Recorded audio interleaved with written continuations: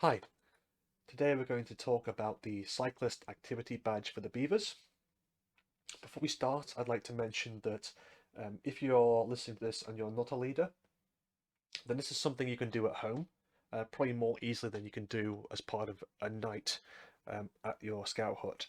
Um, Obviously, leaders, you can run a nightly activity, an activity at the Beavers sort of meeting place in relation to this badge. But certain parts of it are a little bit more difficult to do in a group, practically speaking, especially if you have a number of different beavers, a large amount of beavers for the amount of leaders at your particular section. We're going to go through the badge requirements as always, and then I will tell you a little bit of advice about how to link this in with other badges.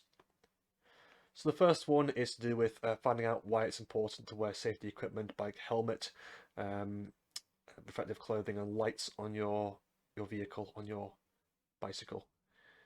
The second requirement here is show how to put on and wear a cycle helmet correctly. This is pretty simple.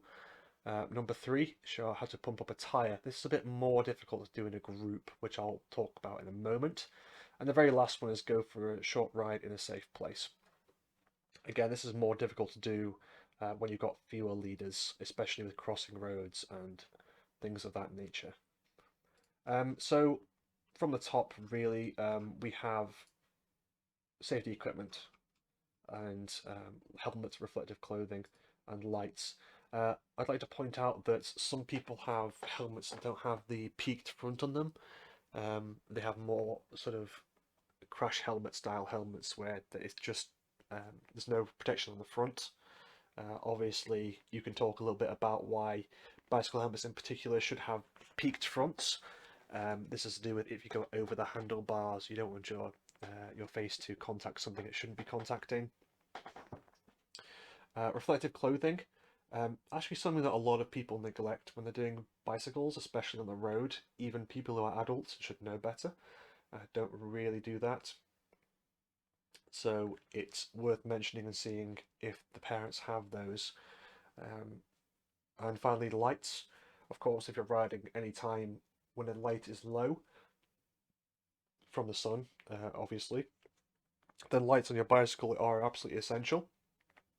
Of course, that begs the question is sort of why beavers are cycling at night time, unless they're, with family or friends. So that's something to mention as well. So tying that particular part into other badges, in terms of lights and sort of potentially cycling at night time, that would tie into the Beavers safety activity badge, which is to do with, what happens if a stranger walks over to you, wants to talk to you and things, and the dangers around your home or meeting place. You talk a little bit about the dangers of cycling alone or at night time and things like that to meet those sort of aspects of the safety activity badge at the same time, given that when sort of kids are trusted to cycle around by themselves is obviously when they're sort of more vulnerable than otherwise might be the case, and it's worth raising that fact to people who may not have bore that in mind. So obviously, don't scare your beavers, clearly, but these are parts of the official safety activity badge curriculum. So you may as well mention at some point, and this seems like a good enough moment to do so. The second part here, show how to put on and wear a cycle helmet correctly. Obviously, very closely linked to the first point, but obviously the helmet is the most important part of the sort of safety equipment for a wide variety of reasons, and obviously that should be pretty self-evident as to what happens if someone hits you on the road, or if you hit an obstacle and go over the handlebars. That should be fairly self-explanatory. Apologies for the sort of frank language that I'm having to use here, because obviously cycling on the road is quite serious as a matter, and it's one of the more dangerous things that a young person can do, even an adult can do. So it's worth mentioning that as we go through these requirements. There's not much we can do in terms of ticking off other requirements with these. I've had a look around through things like the health and fitness badge, and there's no really links in there. As I mentioned, there's one or two things potentially you could link in with the safety activity badge, which is certainly one that's worth doing with your beavers. The third one, though, is actually tied into a number of different things, showing how to pump up a tyre. Obviously, if you've got a whole bunch of beavers, it's kind of unlikely that a lot of people will have a bunch of spare tyre pumps that are suitable for bicycles. So this may take up a lot of time of your night if you're trying to sort of go through all the beavers with only like one bicycle pump. So do bear that in mind. That's one of the reasons why at the start I mentioned it's probably easier to do this bit at home, and then the parents can just bring in, or they can bring in a picture of the beaver pumping up their own tire, and that'll be a very simple way of ticking that one off. Because as you should already know, any activity you do at home, even outside of the hut and scouting as a whole, it still counts towards requirements of things you do inside scouting. There's no distinction there. And so as long as there's evidence that the leaders can sign off on, then they can give you the badges, and should do, of course. Pumping up a tyre actually can relate to parts of the Chief Scouts Bronze Award, specifically the My Skills Challenge Award. We had to learn 3 new skills. I would say that pumping up a tyre and knowing, how to sort of press into the tyre and feel whether it's firm or not, um, and sort of being able to take off the cap and put it back on, and being able to screw on the top of the sort of pump's hose to the tyre. I'd say that those count as part of the My Skills Challenge Awards, the new skills you got to learn. Um, you could even actually say that learning these facts about safety equipment could count towards learning the new facts. There's the part of the requirements for the My Skills Challenge Award where you've got to learn some new facts that you didn't know before, some new knowledge, and that might count towards this.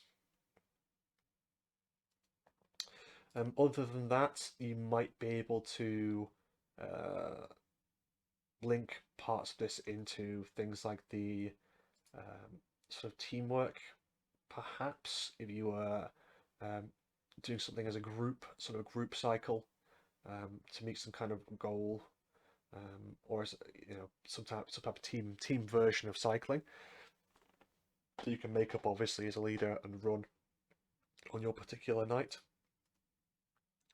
But moving on to the last requirement here, go for a short ride in a safe place. Obviously, you can do a beaver group sort of ride somewhere, but just be careful because you don't want anyone to go off by themselves. And obviously, crossing the road at the best of times can be a bit difficult with younger people. So on bicycles, it becomes even more difficult because of inertia and maybe lack of balance and things when crossing the road. But of course, you could take this as an opportunity to go more in depth on that safety activity badge I mentioned earlier. If there is a young person who consistently does a lot of cycling, and that's one of their main activities they do, obviously they can probably sign this off just by bringing in a picture or a video of them cycling somewhere.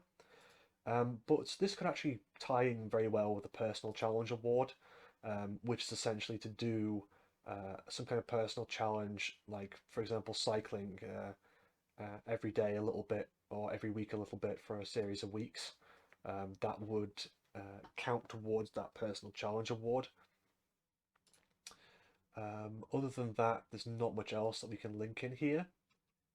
Um, Again, mostly things like if you take part in the short ride, bicycle ride, that would count for the My Skills Challenge Award. The activities that you've got to learn and do in relation to keeping yourself fit and healthy, I would say that a bike ride clearly falls in that category as well. So you can take that off too. Unfortunately, my Adventure Challenge Award does specify certain adventurous activities, and I wouldn't really call cycling an adventurous activity. However, the My Adventure Challenge Award also mentions just outside activities in general, and I would say that cycling would count towards that. if you were doing a cycle ride somewhere green rather than somewhere urban, that may be able to be counted towards the going on a ramble or a nature walk, but it really does depend. By learning about safety equipment and the safe ways to cross a road, that would also count towards the potentially learn the Green Cross code and show that you can cross a road safely as part of the My Adventure Challenge award. So there are actually a few ways you can link the cycle badge into the Chief Scouts Bronze Award, but as I mentioned at the start, there's not many other sort of activity badges by themselves that you can link into, like might be the case with other badges. Hopefully that's been useful, and if you are thinking about running this similar sort of cyclist badge for higher sections in scouting, like for example the Cubs or the Scouts, I know in particular that the Scouts version of the cycle badge has a lot more requirements, so do bear that one in mind. If you run badges across multiple sections, refer to my video on those particular badges. I hope that's been useful, and have a great day. Bye bye.